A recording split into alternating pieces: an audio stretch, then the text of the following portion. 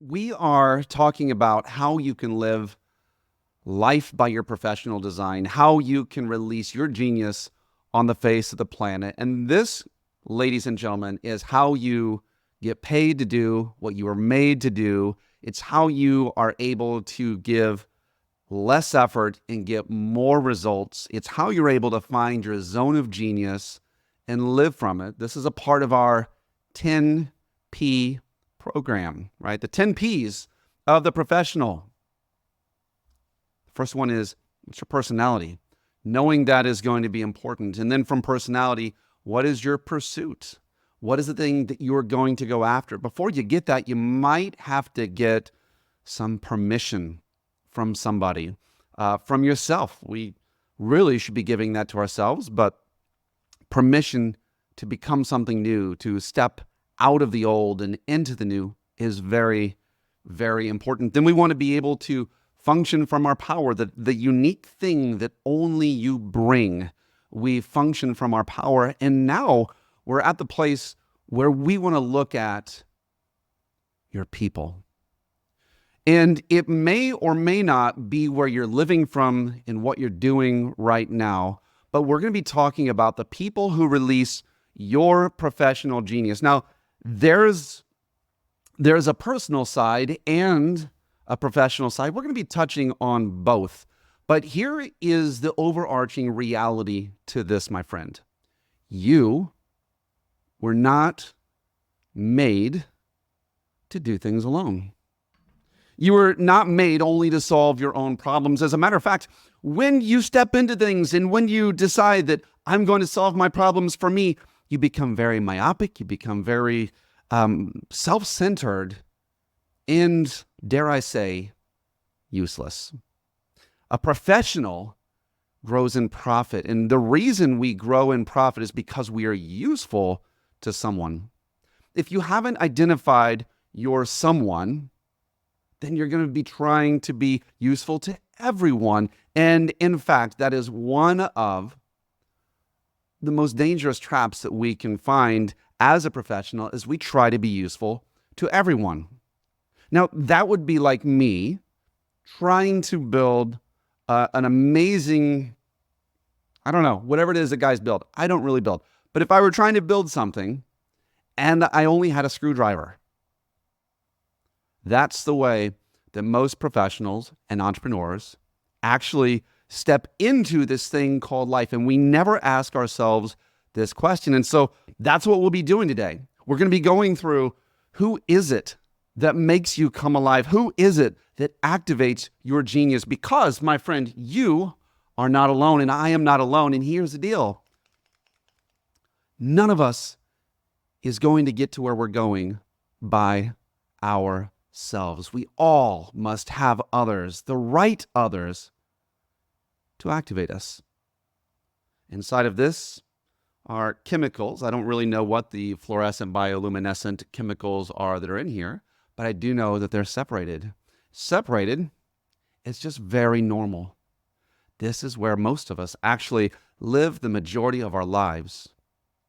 The quote that is coming to my mind is that the mass of men lead lives of quiet desperation, and they go to the grave with their songs still in them. Guess what? One of the reasons we go to the grave with our songs still in us is because we have not been activated.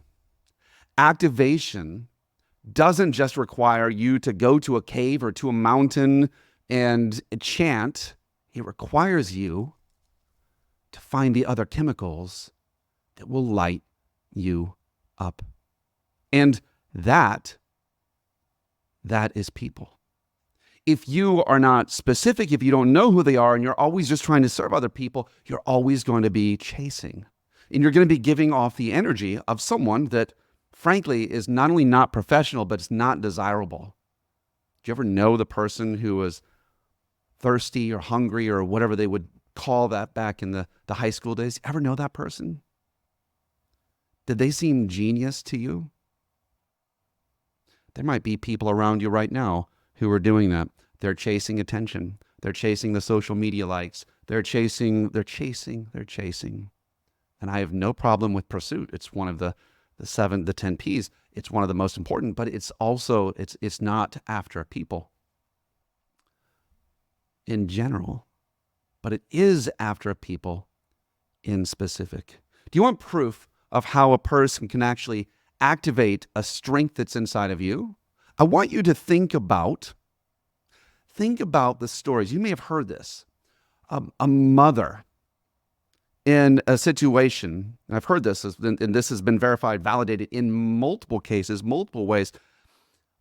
A car rolls back on her infant, toddler child, and out of nowhere, this woman is able to summon strength to move a car that she should not be able to move, to rescue and to free her baby.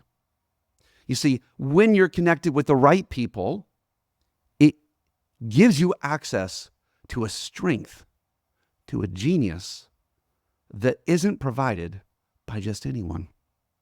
So we have to know who are the right people. Well, why not just anyone? Well, let me take you to the story of this guy.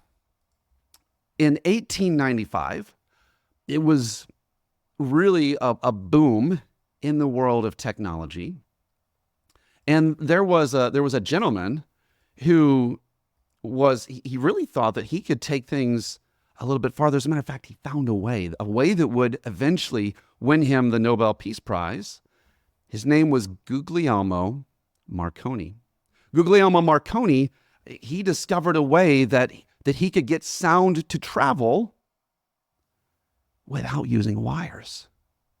And he did it. He started this experiment, and from one side of his house to another, he was able to transmit a message. This guy, now we don't know if this was the United Telegraph Association or if it was his friends who thought he was crazy. But do you know what he got before he eventually did win the Nobel Peace Prize and went on to become famous? He got years in an insane asylum. They committed him.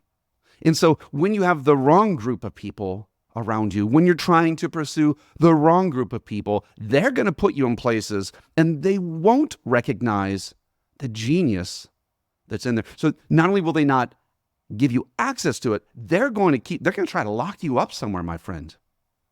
And a lot of professionals, too many professionals that I can recount, end up in the place of Guglielmo Marconi,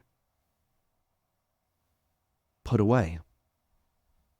So we're going to be looking at who activates you. I'm going to be asking you questions. And because we're professionals, these should span it should span all types of connection.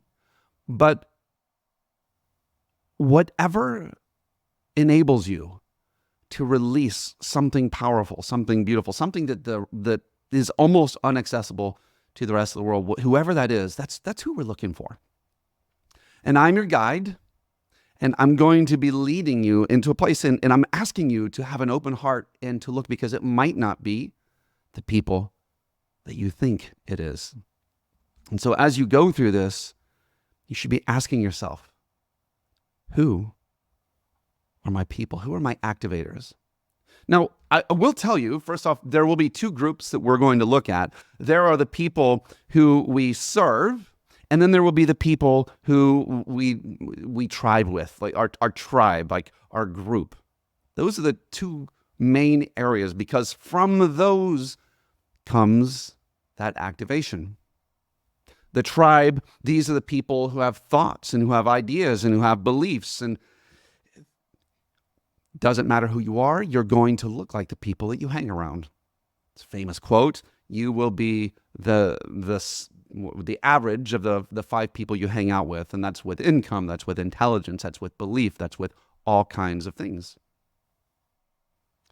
Professionally, these are the people that, like, I'm inventing the radio for these people. These are the people that are drawing out the good things in you. These are the people that you come alive when you serve. Some of you guys are you're entrepreneurs, you're solopreneurs, you're proprietors. Some of you are in sales. Some of you There's a variety. Some of you are in leadership. Some of you are you're in a corporate job, and that's okay. I say that because not all of us get a choice of all of the everyones that we're going to bump up against. We do choose our tribe. We may not get to choose who we serve. If you get to choose who you serve, I'm going to give instructions for that. But let's suffice it to say, you have a people. Now, I'm going to talk to you entrepreneurs for a little bit. I'm going to talk to you business owners for a little bit, and a lot of times a professional is going to say, I serve the world. I serve everyone. Come to me, like it's like the Statue of Liberty, the plaque below it. Come, I'll serve you. And what happens is maybe you do serve people, and your tongue is hanging out because you are so exhausted from serving everyone. And I don't know why that is. For you, maybe it's a guilt if you don't serve everyone. Maybe it's a fear that I won't have if I don't serve everyone. And I'm not saying that there's not an element to that. But for the professional, there's a choice. Go get a professional suit made for you. The person probably isn't going to also cobble your shoes. That's a different person. We are specialists, and the more specialized we can be in what we do, the more that gift is activated. So if you think you're here for everyone, I want you to consider the story of one man, Jesus. And he wasn't here to serve the world. You think he was, but he wasn't. He didn't come here to save the world, even though he did. He didn't. He actually said, I've only come for the lost sheep of Israel. Now, in serving his people, no matter whether you believe in Jesus or not, you can't argue that he has had an impact on the entire world. And the people he was serving it wasn't a massive group of people. I would ask you this: who are the people that you are here for? And if you committed to them, can we believe that the big impact that you want to have can start by you walking through a small door and saying, I am best at helping these people? For you younger people, if you're brand new to business, go serve everyone. Hustle till you get the muscle. You don't know who you like. You don't know who you're meant for. You don't know who you're best for. So in the beginning of any professional's growth, like when you're in your 20s, use all that energy to go serve as many people as possible. When you hit your 30s, your 40s, your 50s, 60s, like when you're in those ranges, you should know. You should have done enough so that you know what works.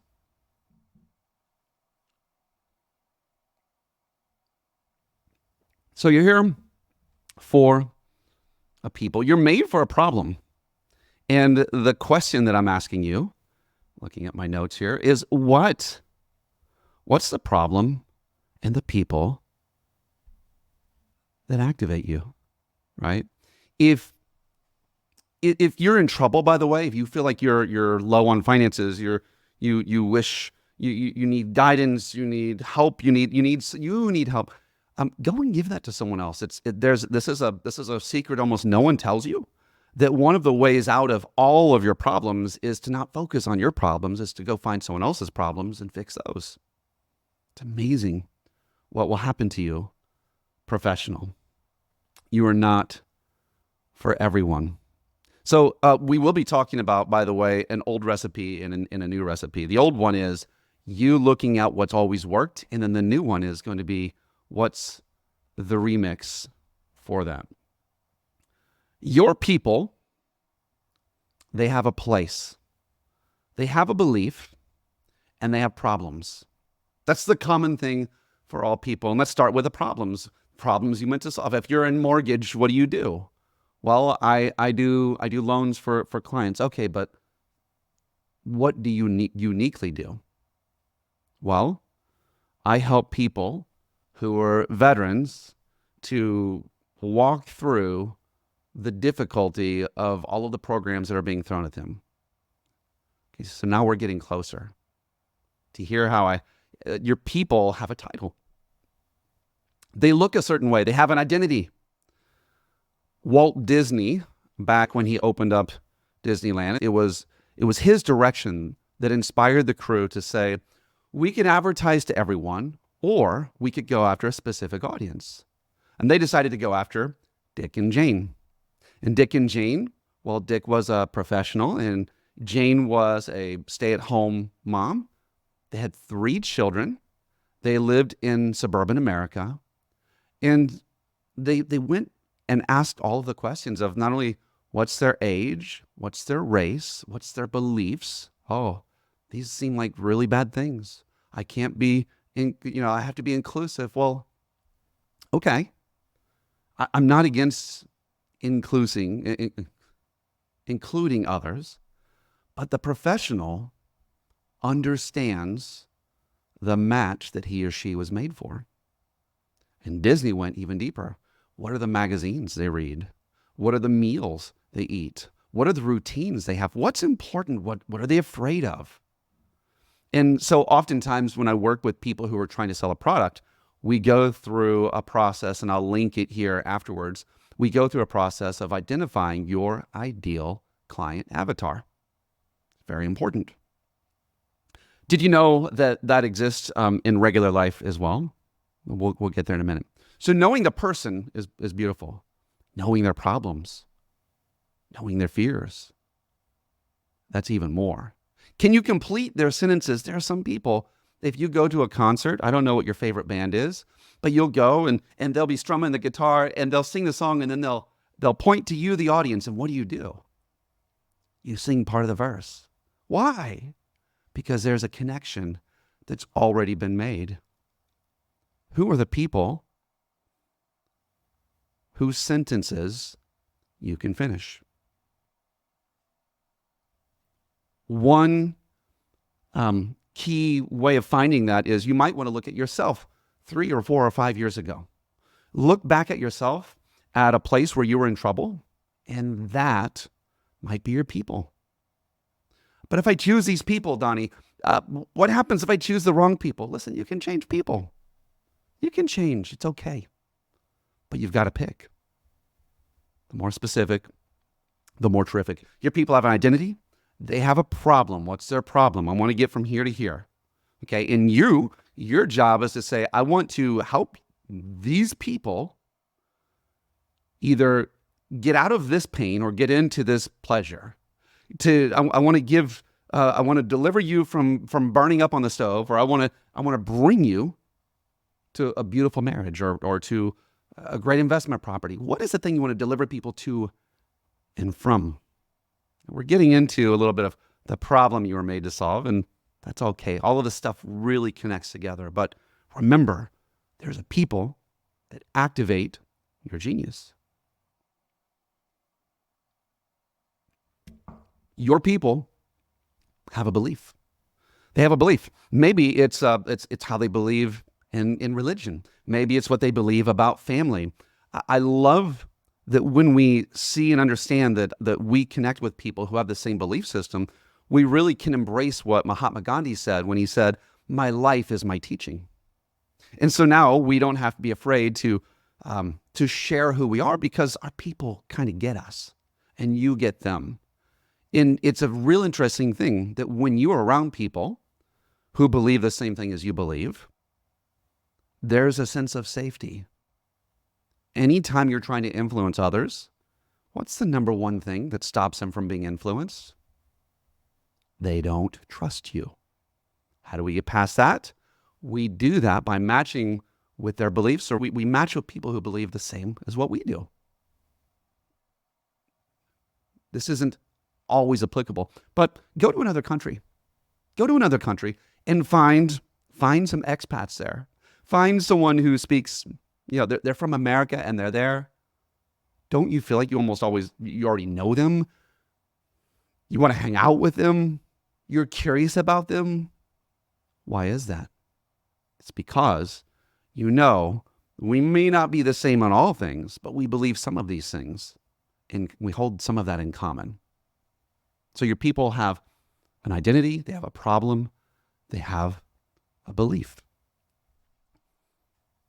If you are trying to twist yourself into something that is trying to convince people that that's just like me, I have the same beliefs and the same, if you're trying to, if what you have is not real, people sense fake.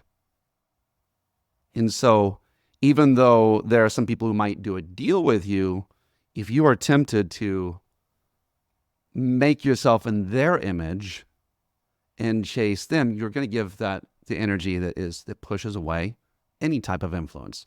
Recruiting, sales, growth, opportunity, anything. You, my friend, are a professional. And a professional gets to believe what they believe. You get to believe what you say. And who cares? That's the liberty that you were brought into. And your people, this is a big one right here. Your people have a place. Okay? If you were looking for someone who, let's just say you were younger, or maybe you're at your age, I don't know, and you wanted to find a spouse. You wanted to fall in love. Where are your people? Are your people in a bar? Are they on a golf course? Are they at church? Are they at a business convention? Where are your people? And what I mean by that is, if you can come up with an understanding of where your people tend to gather in what we used to call a target-rich environment, and I'll talk about that in a minute, but where people here probably tend to have this belief or tend to have this problem, or they tend to, like, there's something in that gathering that we can assume. Okay, family reunions. You can assume you probably shouldn't pick a wife there. You can assume that all of these people are somehow related to you. There's a common tie. And so while we're in that place, there's a whole list of assumptions that you have. So in business, so in life, you could pick up someone at the bar, or you could try to meet someone at the golf course, or you could try to meet someone at church. Where are the people at who match your desire, the thing that you would pursue? If you are in business, they may be in a trade association. They may be at certain meetings. They might be in a certain forum. And if you take a moment and ask yourself, these are the people I want to serve, where are they trying to solve their problems? Because they're trying. Well, they're on Google. Maybe they're on Facebook. Okay, maybe. Where are they? How do we finish their sentences? If you're trying to get Google and SEO and all of those things, finish their sentences. Write blogs about the questions they are asking. And so they will find you in their journey. None of us gets to where we're going alone. And maybe they're looking for help. Maybe they're not. Your people are in a place. Have you slowed down to think about where they're at? You are not a professional if you have no one to serve, because a professional is always in practice. A professional is the best at what they do to their ability. They're always in practice. What they do aligns with what they say and what they believe. That's the professional. So I'm going to leave this one off with just a few questions. I will attach the Find Your Avatar link in here whenever this gets uploaded. So yes, you will have to go back to schoolofprofessionaldesign.com. You will have to check into the class. You will have to find the link, and you will have the ideal avatar worksheet there, if that's something that you want to find. But the question that I have for you is, when have you been the most alive as a professional? Who were you helping? So I don't care about what you were doing or what they needed. Or who were you helping? To follow up with that, when were the times where you're like, oh my gosh, why am I even doing this? Who were the people that made you question your profession? Okay, find your heck no. Sometimes that will reveal your heck yes. Now, if you've looked and you found one or two or three or four or five activators, people who have activated you, have turned you on, lit you up professionally, then the question I have for you is, what do they have in common? What do they have in common? Maybe they are like you 5 years ago, or maybe they're single moms in homeless shelters, or maybe you're like my friend Ben, who runs All People Free. Maybe they're slaves on a brickyard who make bricks. Who are your people?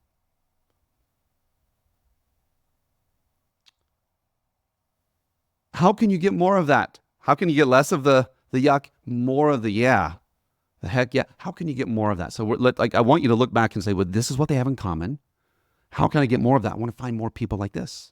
I want to solve this problem for those people. I want more of this. And that's good, by the way, but the world moves fast. So I've got another question for you.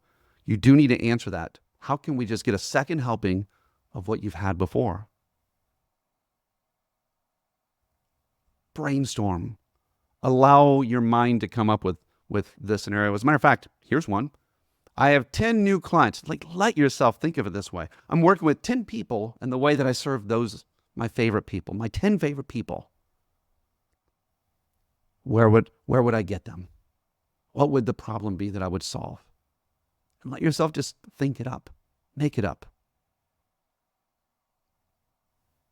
That's the old recipe. The new one is not just how can I get more of that? What's another version of that? What's another version of this person? What's another problem for that person? What's another product I can make for this person? What's another thing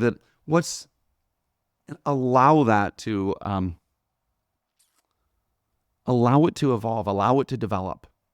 Some of us get stuck on the old and we stay in the old, but we need the new. We need old and new. So the whole message of anything that you're looking at with professional design is you have to respect the old and develop into the new. So what are the new options that are available to you now?